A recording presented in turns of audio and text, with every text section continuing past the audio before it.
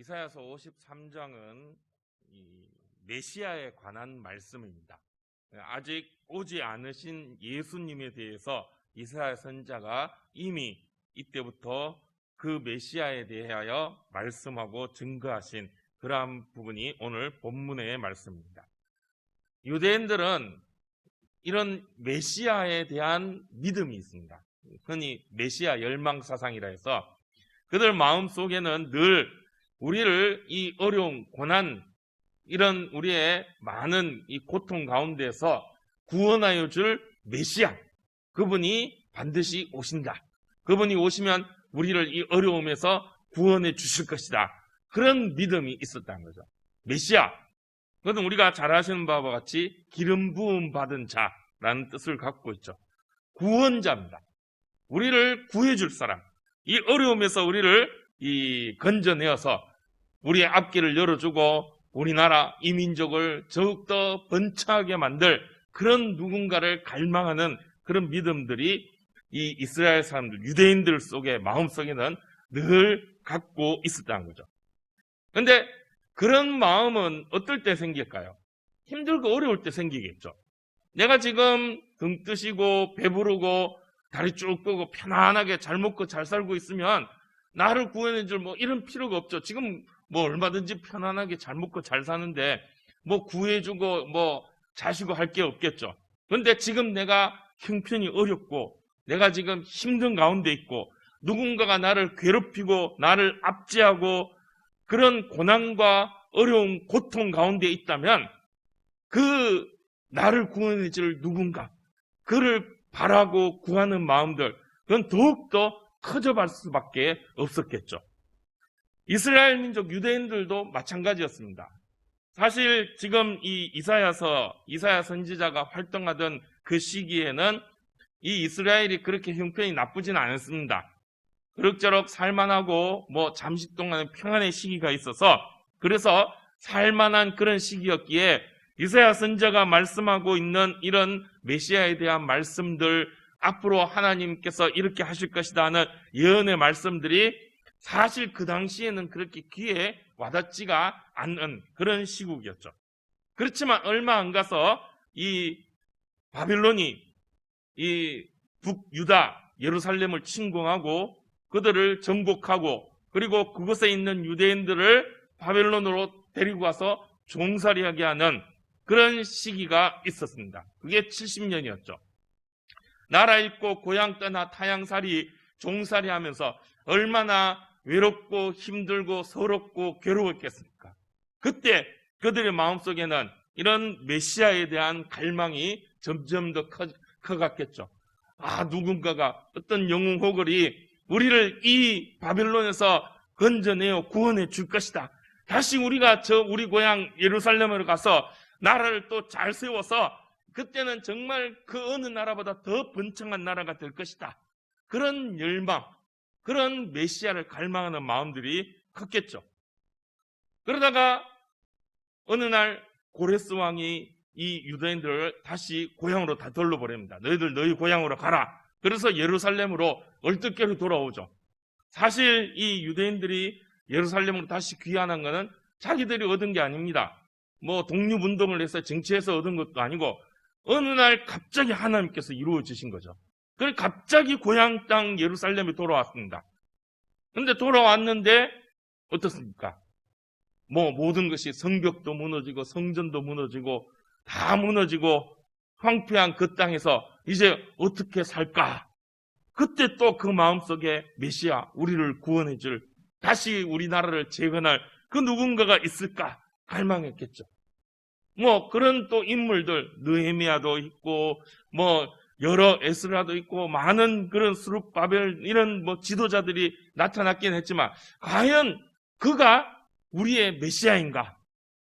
그러나 지나보면 아닌 것 같고, 또 메시아가 왔나? 아닌 것 같고, 그런 시기를 또 지난 동안, 이제 로마가 또 이 침공해서 이 예루살렘에 지배하고 또 유대인들은 그 로마의 지배 아래 살게 됩니다.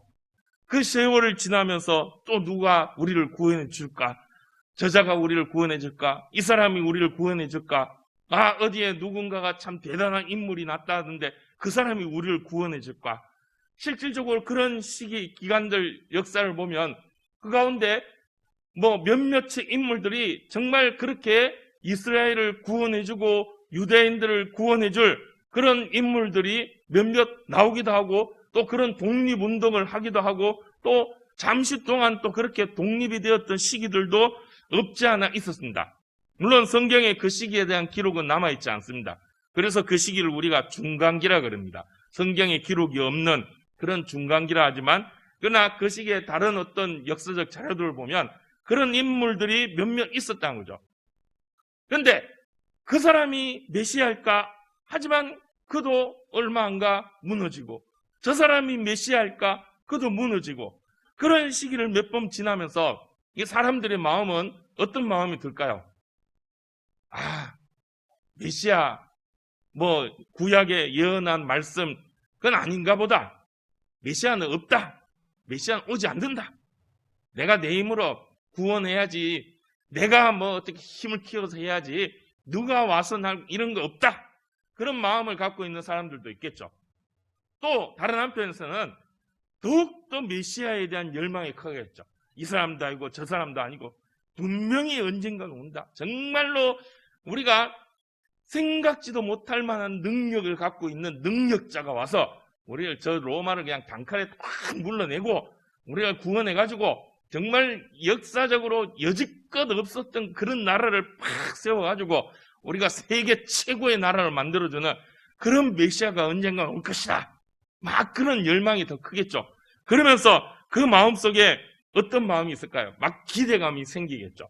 그래서 아마도 이런 인물이 와서 우리를 구해주지 않을까. 막 그런 마음들, 환상들이 마음속에 생겨날 수도 있을 것입니다. 그렇게 막 기대들이 모아지고 또 그 기대감이 점점 커지면서 바라는 모습들, 그것들이 자기들의 어떤 기대에 따라서 이만한 그런 어떤 환상처럼 만들어지는 그런 모습들도 있었을 겁니다. 그래서 우리를 구원할 구원자는 아마도 생기려면 영웅호걸이 돼야 되니까 막 귀걸이 장대해가지고 막 누가 봐도 정말 역시 대단한 인물이라 하는, 특히나 이 고대 시대의 지도자는 또 전쟁에 능해야 되지 않습니까?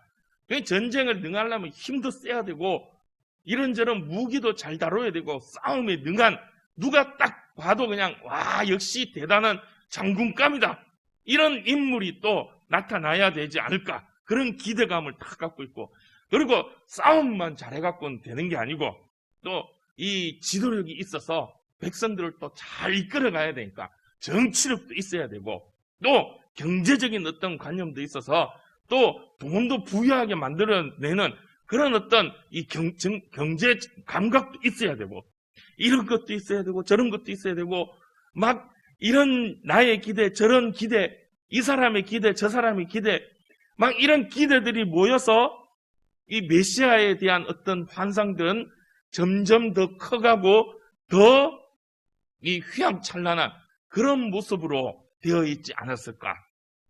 아마 그런 기대감들이 유대인들 마음속에는 있었을 것입니다. 그런데 중요한 건 뭡니까?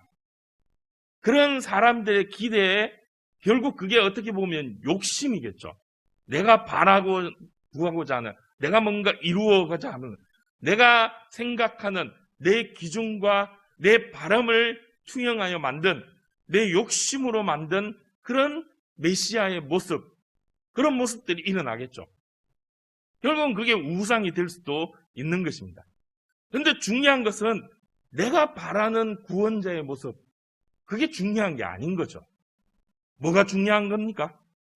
하나님이 원하시는 모습이 무엇인가? 이게 중요한 거죠.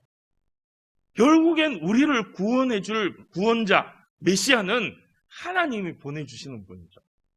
내가 바라고 내가 원하는, 물론 나의 바람과 나의 원함, 소원, 소망이 또 하나님에게 또 상달되어 하나님이 들어주시기도 하겠지만은, 중요한 것은 내가 바라고 원하는 게 아닌 하나님이 바라고 원하시는, 하나님이 이루시고자 하는 것, 하나님이 뜻하신 바가 무엇인가? 이게 중요한 것이겠죠. 그러면 우리는 하나님께서 바라시는 메시아의 모습을 찾아야 될 것이죠. 그리고 그 메시아의 모습대로 믿음으로 기다려야 될 것이죠. 그러면 하나님이 바라시고 원하시는 메시아의 모습은 어떠한 모습인가? 그것이 바로 오늘 우리가 읽은 본문의 말씀입니다. 우리가 잘 알고 있는 이사야 53장의 말씀이죠.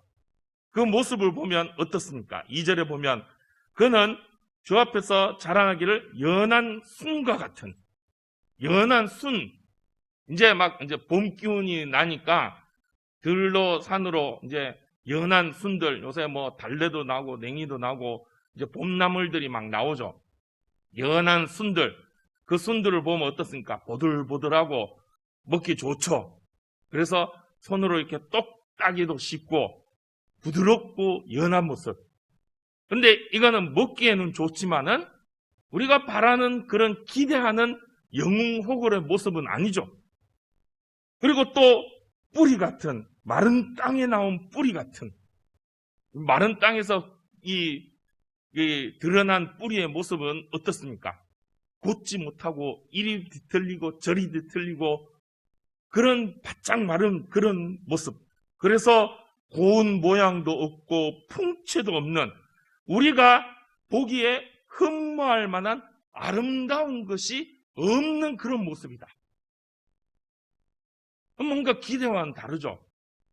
우리의 기대는 이렇게 처음부터 막 그냥 태어날 때부터 막 우량아로 막 4kg 이상 돼가지고 막 기골이 장대하게 태어나갖고 자랄 때도 막 누구보다 막 한 뼘 더 크고 막 키도 이만큼 크고 막 손도 이만하고 막 힘도 장사라가지고 막 10살 때 막 싸랑가만히 들머지고 이래야지 막 그래 그 정도는 돼야지 뭔가 큰 일을 이룰 장군감이지.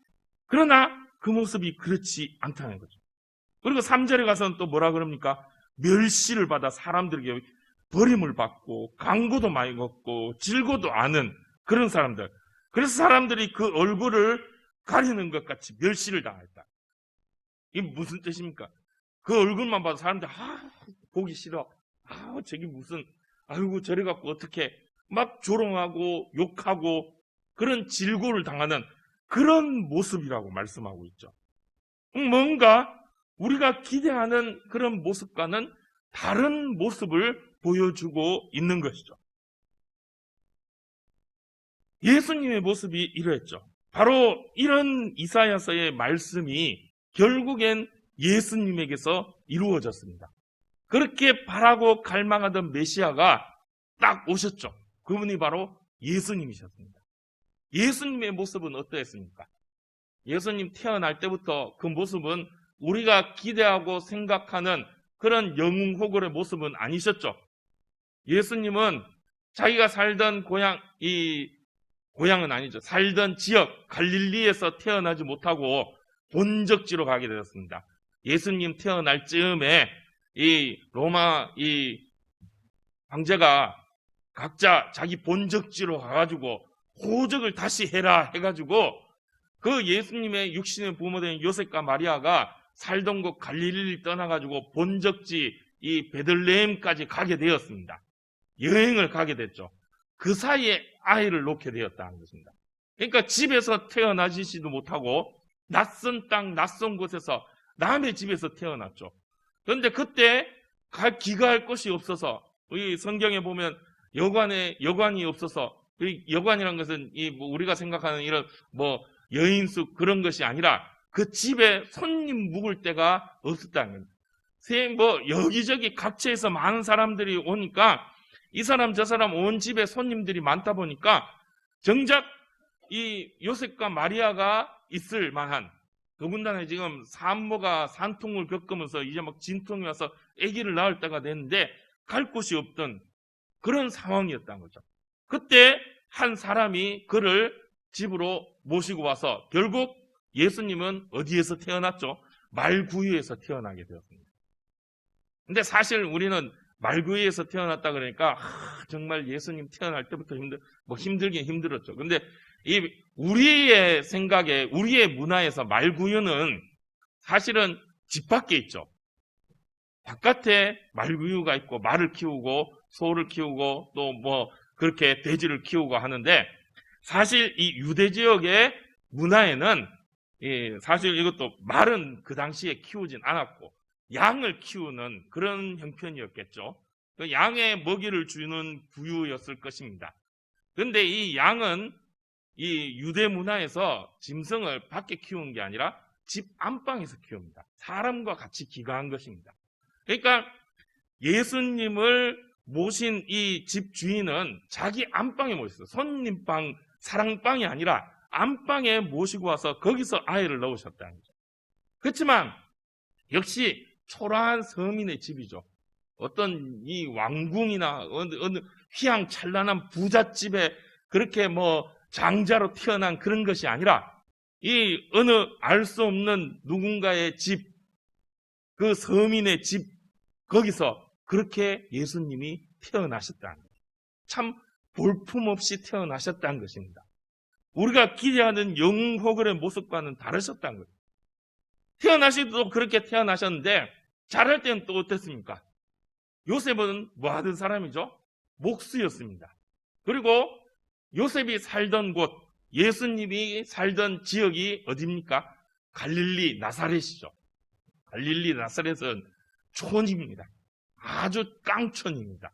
그래서 예수님이 고향이 출신이 어디냐? 나사렛이다. 나사렛, 그러니까 사람들이 뭐라 그러니까 나사렛에서 무슨 선한 것이 나온다고, 거기서 그런 인물이 나올 수가 없는데, 이런 반응이 나오죠.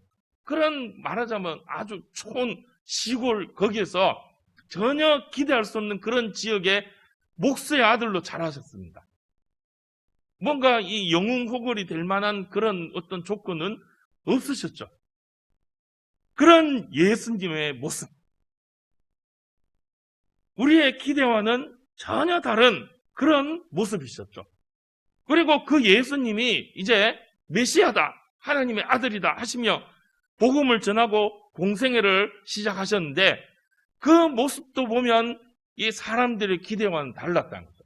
사람들은 메시아 그러면 로마의 군대에 대항해가지고 그들을 전쟁에서 물리치고 우리를 로마에서 구원해주고, 그래서 다시 나라를 확 세워가지고 정말 우리를 이 로마 바벨론보다 더 뛰어난 그런 나라로 만들 어떤 영웅호걸을 기대하셨지만, 예수님은 전혀 그런 모습이 아니셨죠.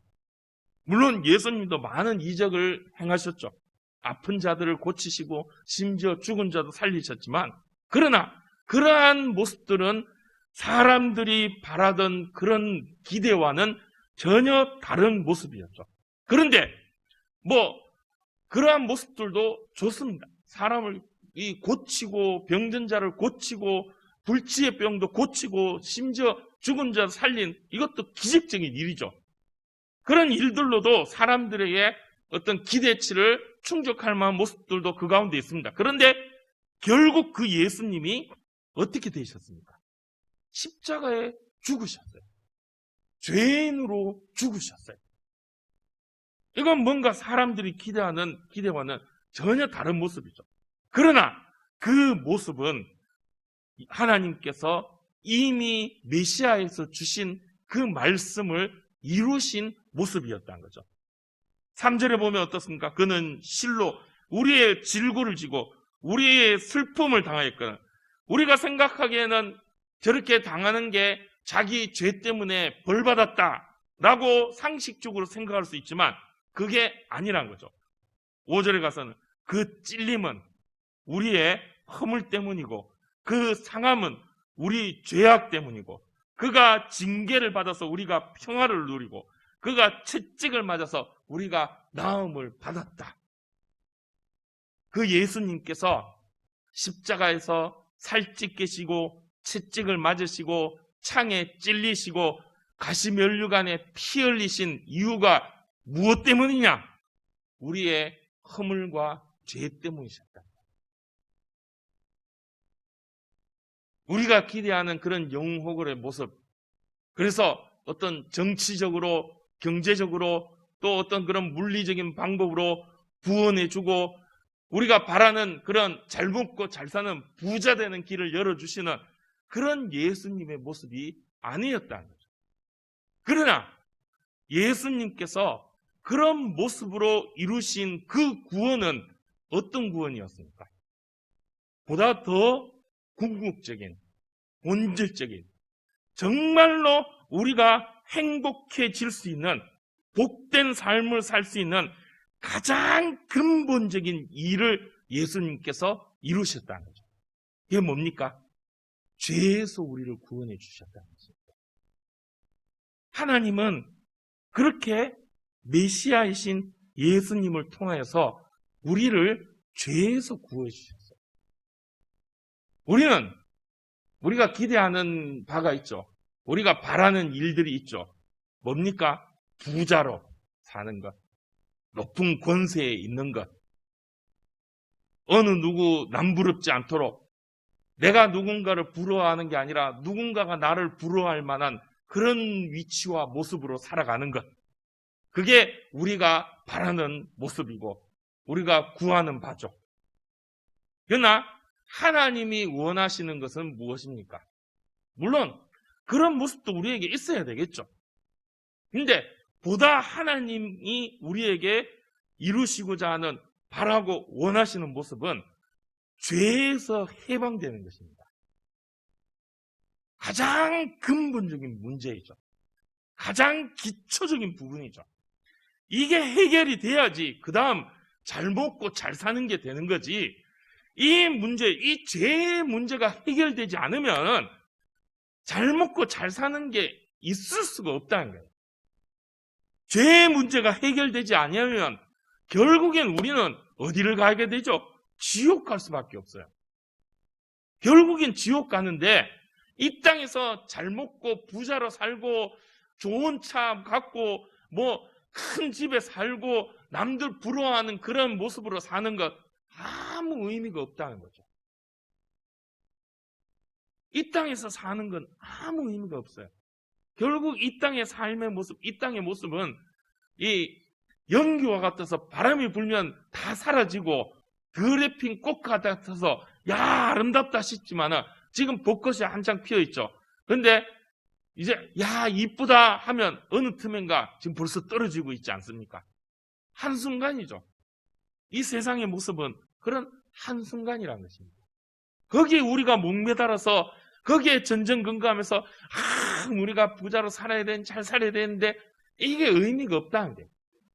하나님께서는 우리에게 보다 근본적인 복을 주셨다는 거예요. 영원한 영생의 복을 주셨다는 거예요. 저 하늘나라에 사는 그런 영생의 복을 허락해 주시고 그걸 위해서 메시아 예수 그리스도를 보내주시고 그 예수님께서는 그것 때문에 고난을 받으셨어요. 우리가 새벽에 지금 이 예수님의 여정의 말씀을 보고 있죠.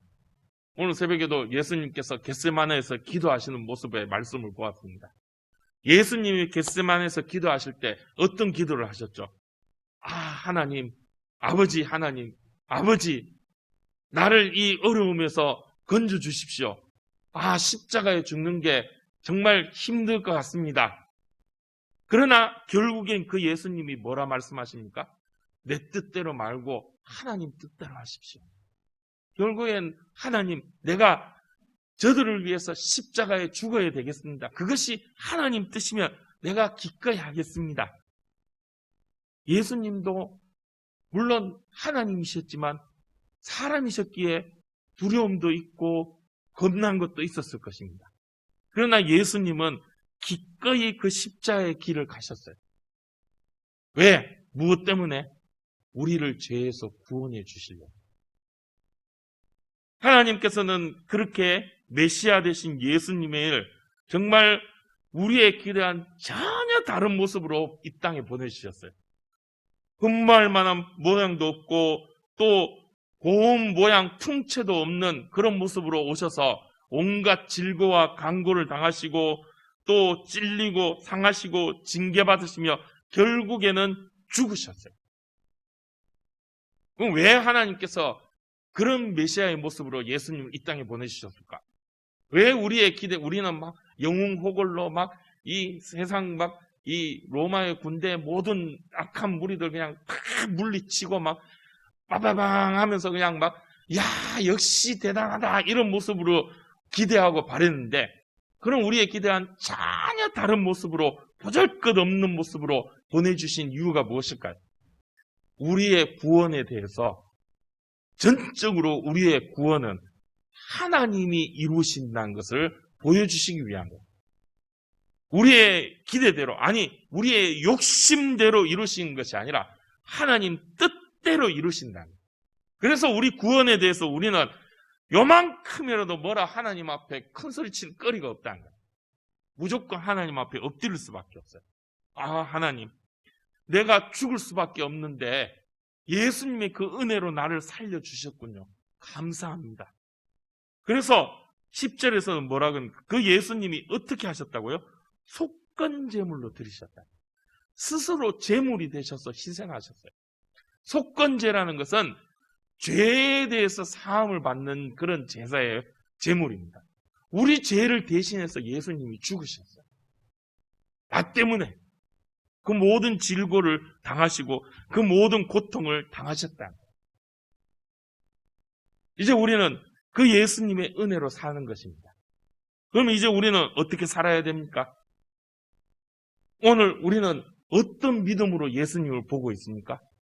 이 옛날 예수님 시대, 아니면 그 이전에 유대인들처럼 내가 바라고 원하는 모습대로 뭔가 이렇게 돼야 되는데 하는 기대감을 갖고 예수님을 바라보고 하나님을 바라보고 있지는 않습니까?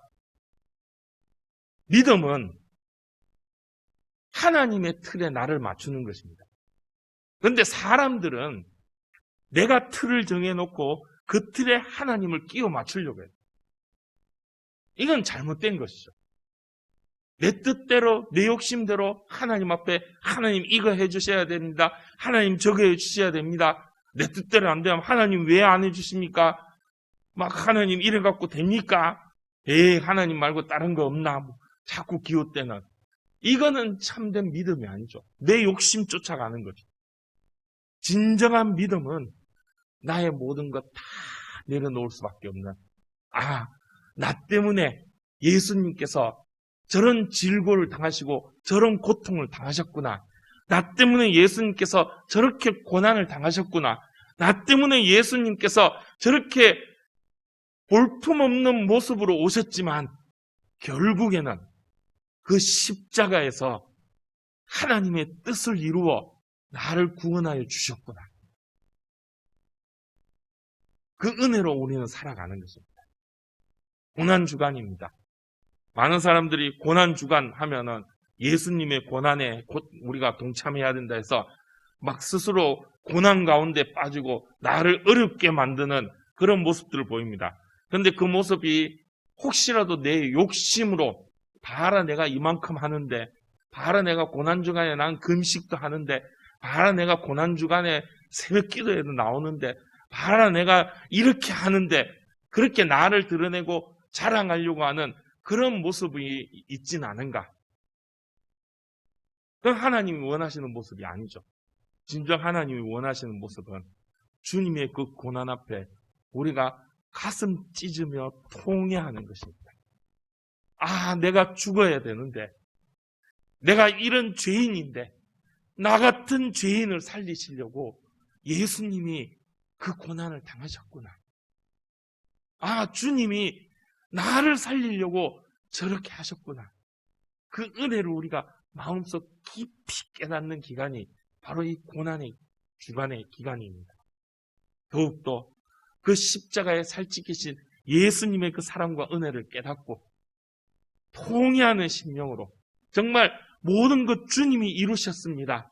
깨달아서 우리도 주님처럼 희생하고 겸손히 낮아지며 그 사랑을 나누고 베풀 수 있는 그런 믿음의 승리자리 되시기를 주님의 이름으로 축복합니다. 기도하겠습니다. 하나님 은혜 감사합니다. 주께서 우리를 불러주시고 오늘 또 이 수요 기도의 시간 또 말씀 들으며 기도할 수 있게 하여 주심을 감사합니다. 특별히 고난주간입니다. 우리를 위하여, 나를 위하여 기꺼이 그 고난의 길을 걸어가신 주님을 다시 한번 생각해 봅니다. 죄인인 나를 위하여 살찌 끼시고 피 흘리시며 죽기까지 하신 그 예수님의 사랑과 은혜, 마음속 깊이 통회하며 깨닫는 시간 되기를 원합니다. 아무것도 아닌 나를 위하여서 그렇게까지 사랑하시고 은혜를 베풀어 주셨는데 이제 내가 어떻게 살아야 할 것인가? 오직 주님만을 위해 살겠습니다 고백하고 또 다짐하며 그 믿음으로 승리하는 우리들 되게 하여 주시옵소서. 함께하여 주실 줄 믿사오며 예수님 이름으로 기도드리옵나이다. 아멘.